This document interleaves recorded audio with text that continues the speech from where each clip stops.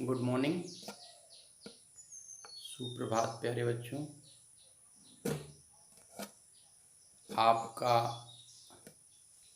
Class 10th की physics में स्वागत, वंदन और अभिनंदन है। जैसा कि आपको पता है कि आपकी जो परीक्षा है वो बिल्कुल अति सन्निकट है। सिलेबस के बारे में चर्चा पिछली बेल में कर दी गई है कि पेपर कैसे आएंगे और उस पेपर में प्रश्न कितने और कैसे होंगे। तो आपको बता दिया गया है कि चैप्टर 1 से लेकर के जो 3rd चैप्टर आपका विद्युत है वहाँ तक आपके प्रश्न आएंगे। जो चीज़ें बोर्ड के सिलेबस से रिड्यूज कर दी गई हैं, घटा दी गई हैं, वो चीज़ें आपसे नहीं पूछी जाएंगी। तो आप इस बात का ख्याल रखें कि आपका प्रश्न जो है वो प्रकाश के परावर्तन, अपवर्तन, इंद्रधनुषीय संसार और विद्युत चैप्टर से आएगा। क्वेश्चन की प्रकृति क्या है, कितने क्वेश्चन दिए गए, ये आपको बता दिया गया है। आशा ही नहीं, पूर्ण विश्वास है आप सब लोग बहुत अच्छे अंक से परीक्षा को संपादित करेंगे, उत्तीर्ण करेंगे। तो जो चैप्टर विद्युत चल रहा था उस विद्युत चैप्टर में हम लोगों ने बात कर ली थी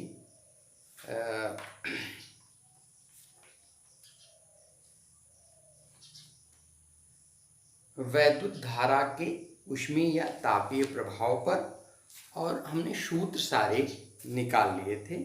साथ में ये व्याख्या भी पढ़ ली थी कि कौन सा टर्म जो विद्युत धारा में प्रयोग होता है वह किस चीज के अनुक्रमानुपाती होता है।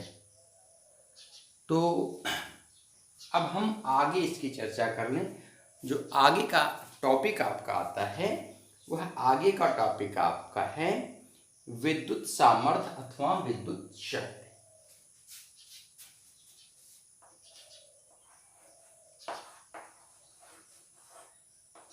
विद्युत सामर्थ्य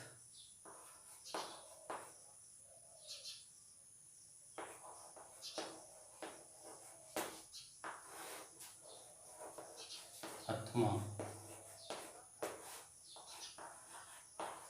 विद्युत शक्ति। न्यूमेरिकल खूब आता है इस टॉपिक से, अच्छे न्यूमेरिकल हैं आपके, बड़े और छोटे 1 नंबर सबके कोर्स न्यूमेरिकल टॉपिक से बोर्ड के लिए बनते हैं। तो हम आपको बात करने जा रहे हैं इलेक्ट्रिक पावर की, विद्युत शक्ति की हम बात करने जा रहे हैं। तो इसकी परिभाषा क्या होती है? परिभाषा है कि किसी विद्युत परिपथ में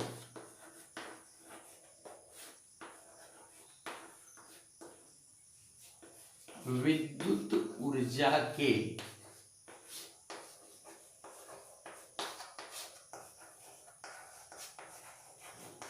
व्यय होने की दर को, व्यय होने की दर को विद्युत शक्ति कहते हैं।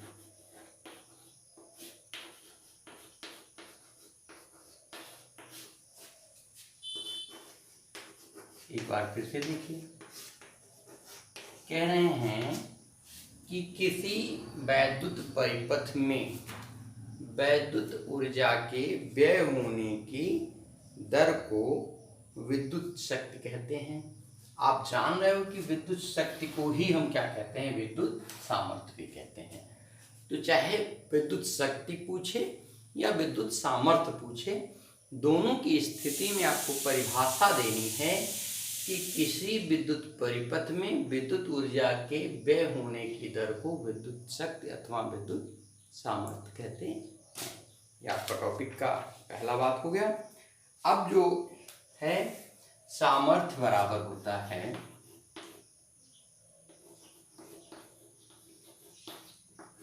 ये बराबर होता है ऊर्जा बटा समय, ऊर्जा बटा समय। आपने पढ़ा होगा कि P is equal to W by T, ये तो होता है P is equal to W by T, जहाँ की P जो है वह शक्ति या सामर्थ्य है, W वर्क डन है और T जो है वो टाइम है। तो इसको हम थोड़ा सा और मॉडिफाई कर सकते हैं कि यदि किसी परिपथ में T सेकेंड में W जूल ऊर्जा व्यय होती है तो परिपथ का वैद्युत सामर्थ्य ऐसे लिखेंगे, यदि किसी परिपथ में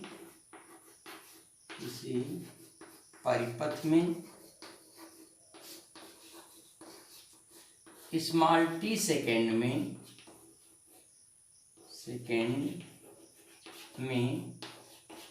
W जूल ऊर्जा व्यय होती है तो क्या हो जाएगा, तो P is equal to W by T. अब W का मात्रक क्या होता है, जूल होता है, T का मात्रक सेकेंड होता है। तो हम P का मात्रक अगर निकालना हो तो P का मात्रक क्या हो जाएगा, P का मात्रक ये बराबर हो जाएगा जूल प्रति सेकेंड, या इसी जूल प्रति सेकेंड को हम क्या कहते हैं, वाट कहते हैं। तो इसे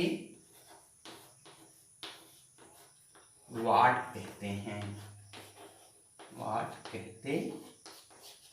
या आप लिख सकते हैं कि P is equal to W by T वाट।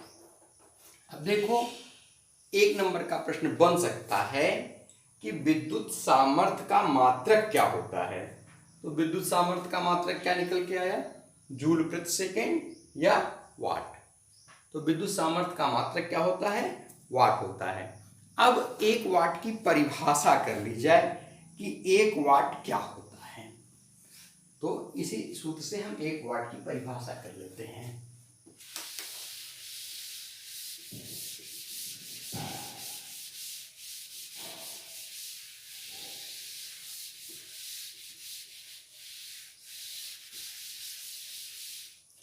हम किस चीज की बात करने जा रहे हैं, विद्युत शक्ति की मात्रक एक वाट की। एक वाट बराबर क्या हो जाएगा, एक जूल बटे एक सेकेंड। चलिए अब हम परिभाषा लिखते हैं। क्या लिखते हैं कि एक वाट उस परिपथ का विद्युत सामर्थ्य है,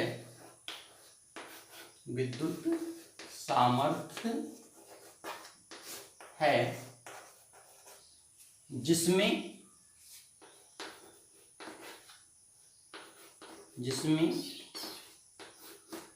एक सेकेंड में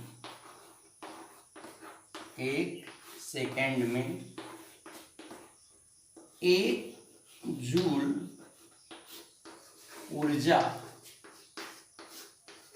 व्यय होती है, जिसमें एक सेकेंड में एक जूल ऊर्जा व्यय होती है।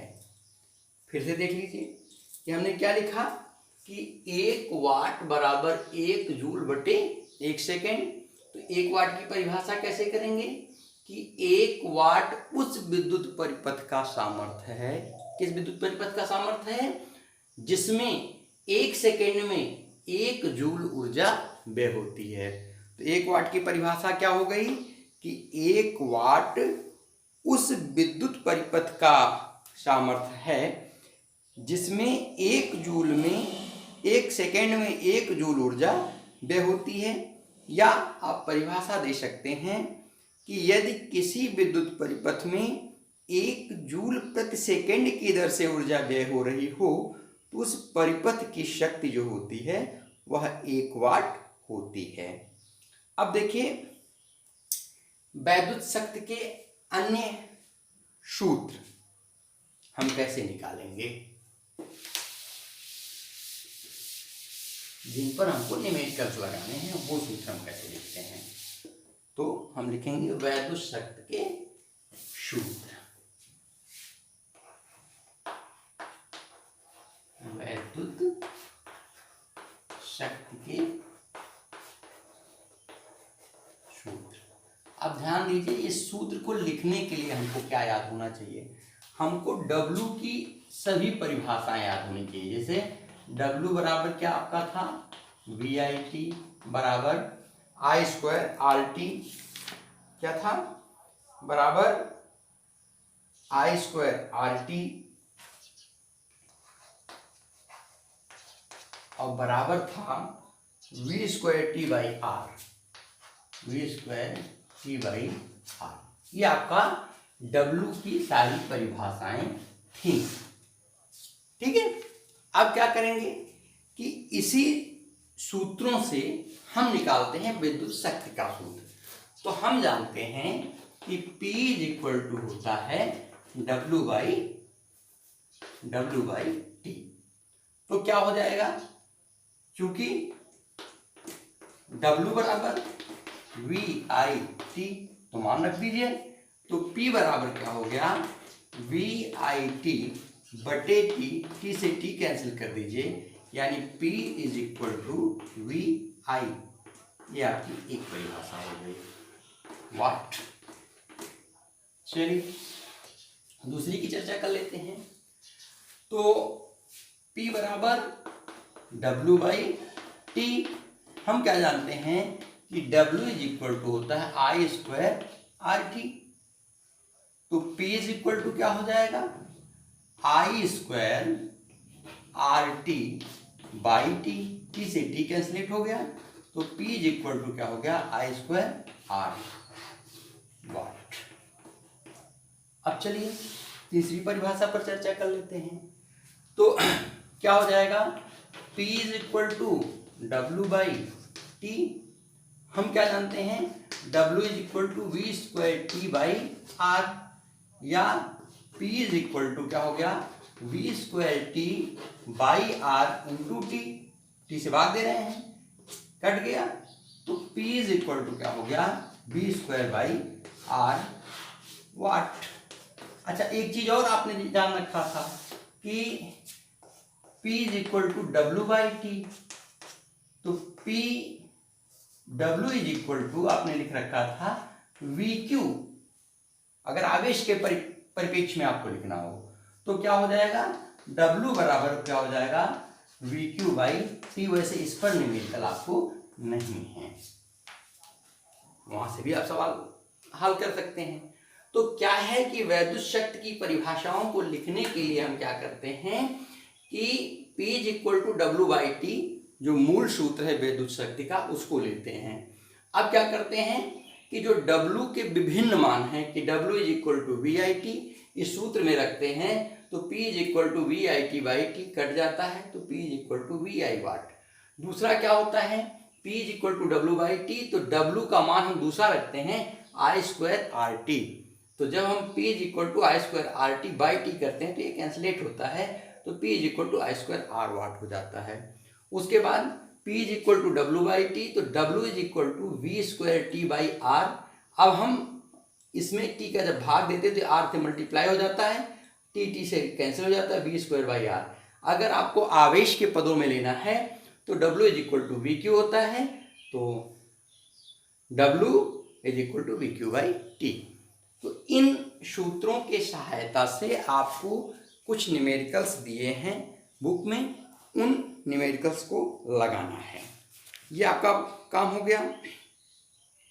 चलिए अगला एक टॉपिक होता है कि वैद्युत ऊर्जा के छोटे एवं बड़े मात्रक, या वैद्युत शक्ति के छोटे एवं बड़े मात्रक, इसको हम कैसे नापते हैं। तो चलिए इसको भी देख लेते हैं।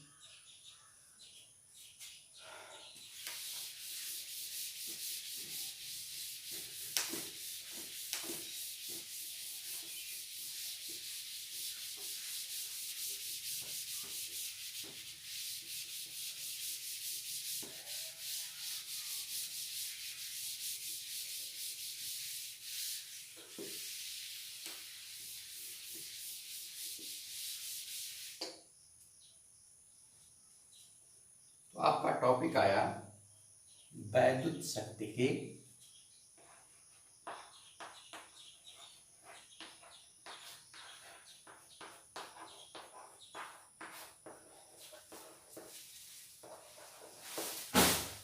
छोटे बड़े मात्रक। चलिए वैद्युत शक्ति के छोटे बड़े मात्रकों पर चर्चा कर लिया जाता है। तो वाट जो होता है वह बहुत छोटा मात्रक होता है। तो आपको वाट की परिभाषा बता ही दी गई है। एक वाट क्या होता है, तो 1 किलोवाट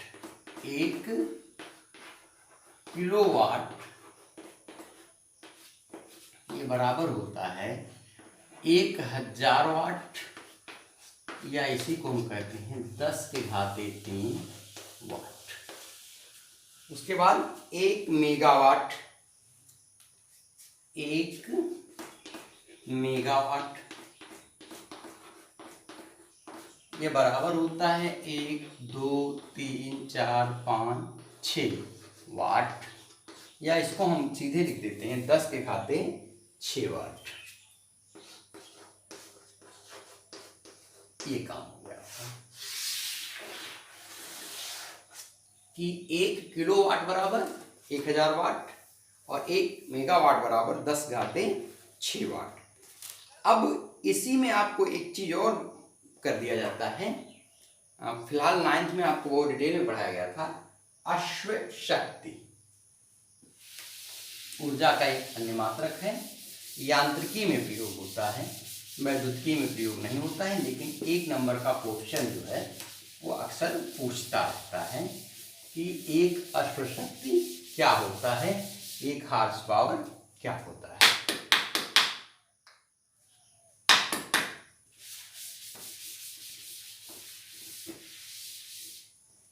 अगला टॉपिक आपका है अश्व शक्ति।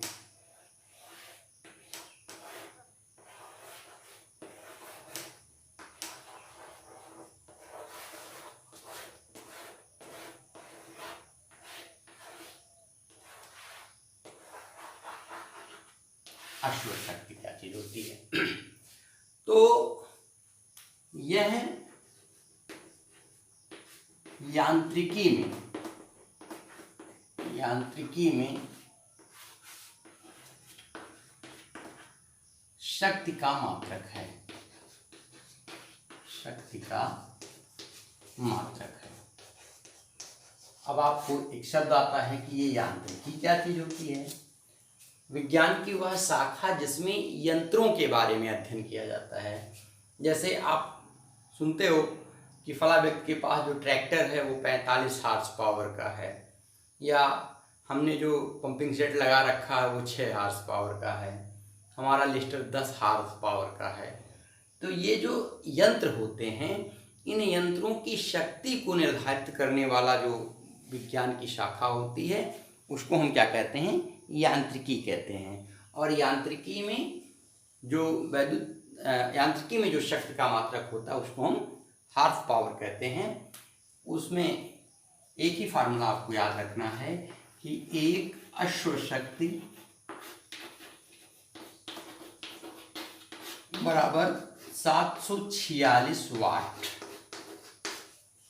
आपको क्या याद रखना है कि एक अश्व शक्ति बराबर क्या होता है, 746 वाट। इतना याद रखिए, ये कंपटीशन में या 1 नंबर के क्वेश्चन में बराबर आता रहता है कि एक अश्व शक्ति क्या होता है। तो एक अशुशक्ति जो होता है वह 746 वाट के बराबर होता है। अगला चीज है आपका वैद्युत ऊर्जा की माप या वैद्युत ऊर्जा का मापन।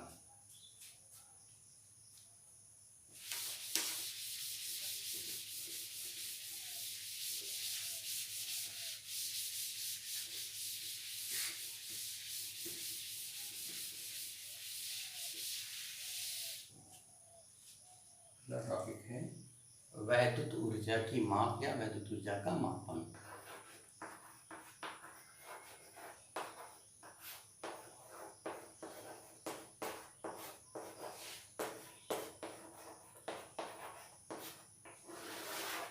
तो जो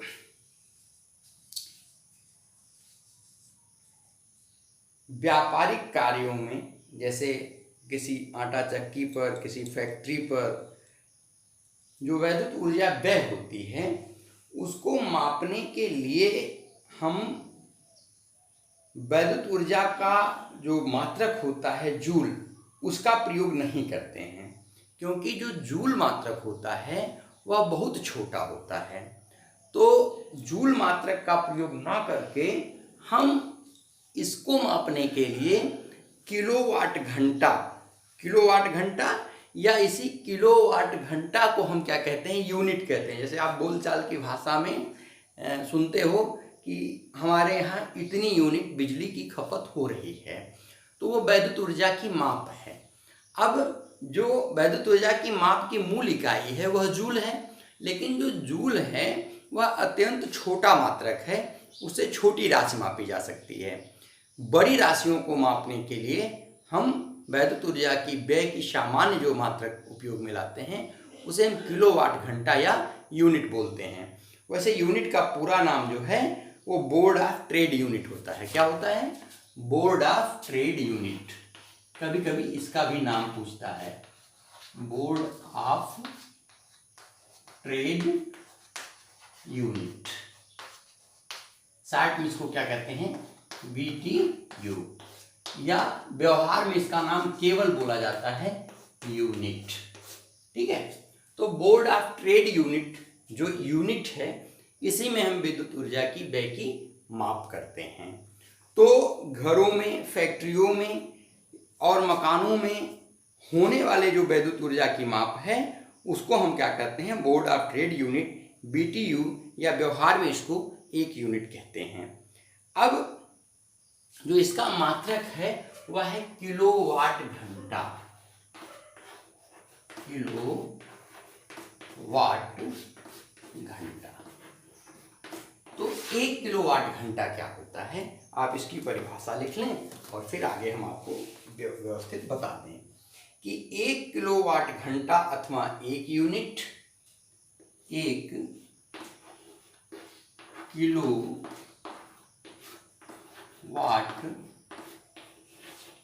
घंटा अथवा 1 यूनिट 1 किलोवाट घंटा अथवा 1 यूनिट वैद्युत ऊर्जा की वह मात्रा है, वैद्युत ऊर्जा की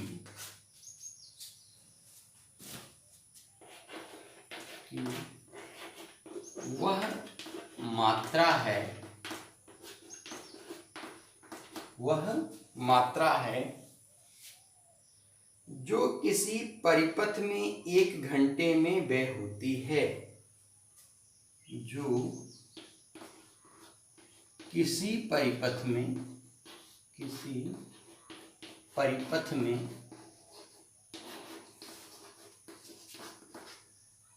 1 घंटे में व्यय होती है,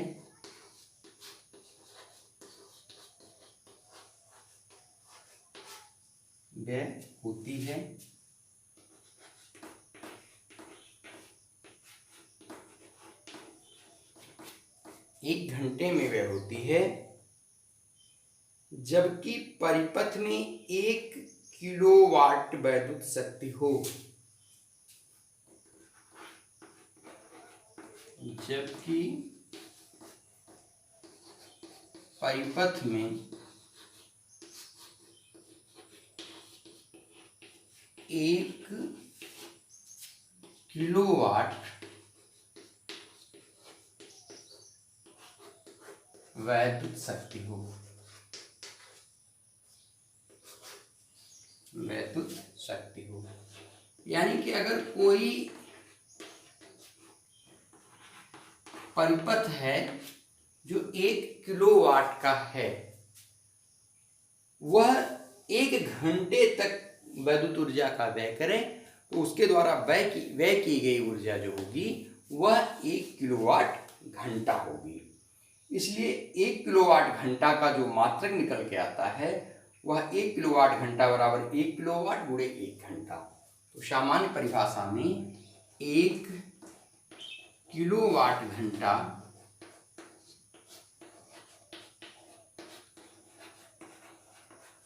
बराबर क्या हो जाएगा? 1 किलोवाट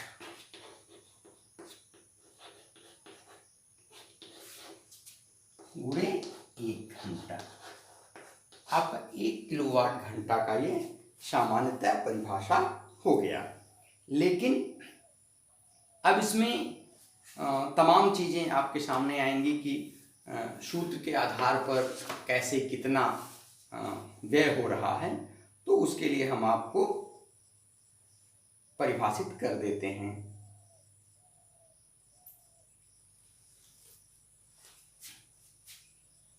यहाँ तक की बात आपको स्पष्ट हो गई होगी। परिभाषा लिख लीजिएगा। 1 किलोवाट घंटा बराबर 1 किलोवाट गुणे 1 घंटा। अब आगे इसी को हम सूत्रों के रूप में व्यवस्थित कर देते हैं, जिससे कोई भी आंतरिक प्रश्न अगर आपके सामने आता है तो उसको आप सरलता से हल कर सकें। अब देखिए, अगली चर्चा हम कर लेते हैं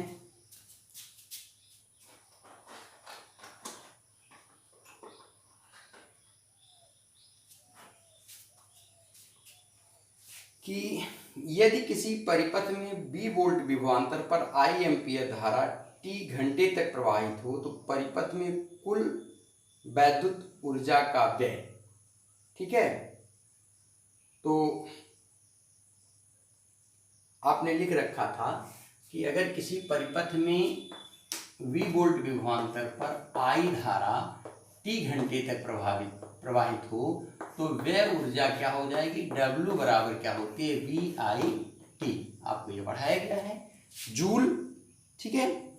अब इसी को हम अगर किलोवाट घंटा बनाना चाहें तो क्या होगा कि ये बराबर हो जाएगा VI वाट और गुणे T घंटा। अगर इसको वाट को किलोवाट बनाना हो तो बराबर क्या हो जाएगा? ये बराबर हो जाएगा VI और बटे 1000 किलोवाट और गुणे T घंटा। या आप इसको लिख सकते हैं कि VIT बटे 1000 किलोवाट घंटा, किलोवाट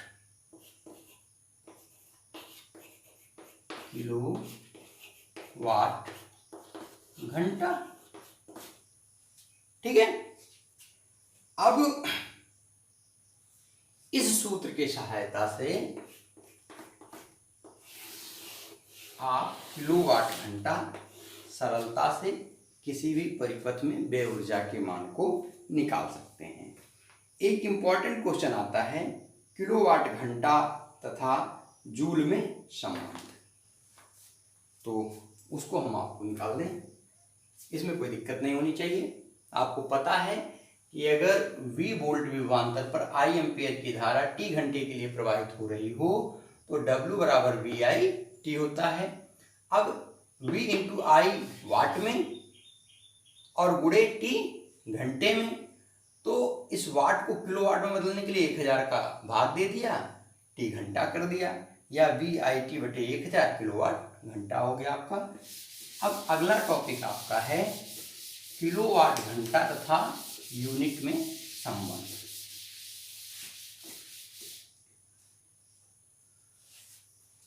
इंपॉर्टेंट है, किलोवाट घंटा तथा यूनिट में संबंध।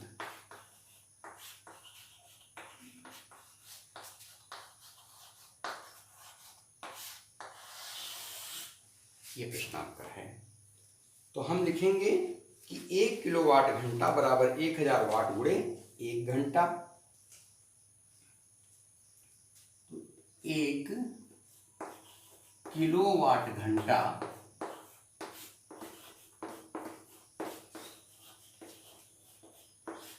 बराबर 1000 वाट, किलोवाट को बनाया हमने, और गुणे 1 घंटा बराबर 1000 जूल पर सेकेंड, और गुणे 1 घंटे को अगर आप लिखेंगे तो 60 मिनट 60 सेकेंड। ठीक, तो ये बराबर हो गया 1000। देखो सेकेंड यहाँ हर में, यहाँ अंश में, गुणे 3600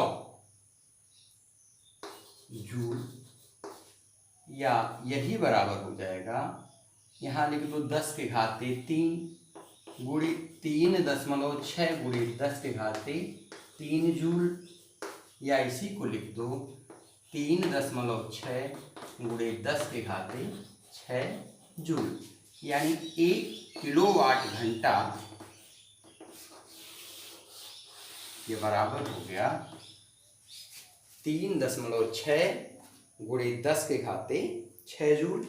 यह प्रश्न 1 नंबर के प्रश्न के रूप में बराबर पूछा जाता है। तो यहाँ तक की बात आपकी हो गई। इसके बाद जो आपके बुक में दिया गया है वह प्रश्न दिया गया है कि विद्युत धारा के ऊष्मीय प्रभाव पर आधारित कुछ व्यवहारिक यंत्र, जैसे वैद्युत बल्ब, वैद्युत इस्त्री, वैद्युत हीटर। यद्यपि विद्युत धारा के ऊष्मीय प्रभाव पर आधारित जो यंत्र हैं वह आपके इस सिलेबस में जो 30% की कटौती हुई है उसमें हटा दिया गया है, फिर भी अगले बिल में हम आपसे उसके बारे में थोड़ी सी शॉर्ट चर्चा कर लेंगे, जिसका नोट नहीं आपको बनाना होगा, केवल एक बार पढ़ लेना होगा। बाय द वे कोई प्रश्न उससे उठ जाता है तो आप ऐसा ना हो कि उसके बारे में अननोन हो, उसको हल ना कर सकें। तो बोर्ड परीक्षा में प्रश्न जब बनाया जाता है, प्रश्न पत्र बनाया जाता है, तो हो सकता है कुछ क्वेश्चन आगे पीछे हो सकते हैं, तो हम उसको आपको अगले बेल में पढ़ा देंगे, और अगले ही बेल से आपको आंकिक प्रश्न इस चैप्टर के शुरू कर दिए जाएंगे। इस चैप्टर के आंकिक प्रश्न में कम से कम 3 से 4 बेल लगने वाले हैं, क्योंकि ये बड़े आंकिक प्रश्नों का संग्रह है, तो इसको हल करने में 2 से 3 बेल लगेंगे। तो आज के लिए बस इतना ही। अगली कक्षा में फिर आपकी मुलाकात होती है। तैयारी बनाए रखिए, आपकी परीक्षा होने वाली है। परीक्षा में सर्वोत्तम अंकों से आप परीक्षा को उत्तीर्ण करें। तो आज के लिए बस इतना ही।